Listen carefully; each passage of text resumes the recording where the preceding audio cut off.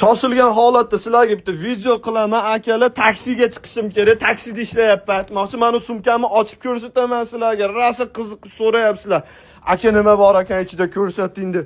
Xullas, hozir traktor umuman ishlaydigan holat emas, sababini ko'ryapsizlar. Qor bo'lib yotibdi. Men hozir akalar, mana toy chog'imda taksistlik ham qilaman, dastavka ham qilaman.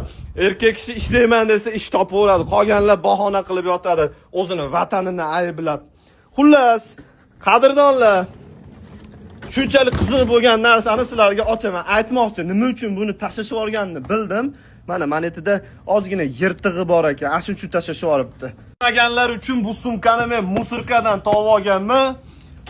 Ki sraz uyga borib tashlab qo'ydim, shu bilan esimdan chiqib ketdi. Sabab yengillik uchun ham bir qiziqish bo'lmadi bunga. Endi narsa yangi, bunaqa sumkalarni olishga 10 tasiga bemalol qurbim yetadi. Endi jihoz yotibdi bitta, mana aybi borligi uchun endi tashlab olish jalqada, onaylayman.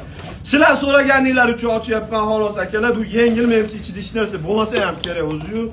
Yo'q, hatto bor ekan. Xullas,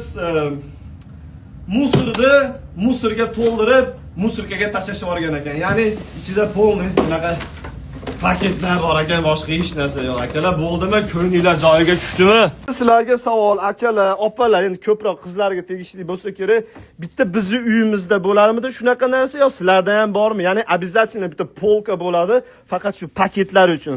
U paketlar ishlatilmaydi. Mana jipslashib millionta bo'lib ketsa ham nimagadir uydagilar tashlab yormaydi. Biz uyda mana shunaqa narsa bo'lardi, postoyanno.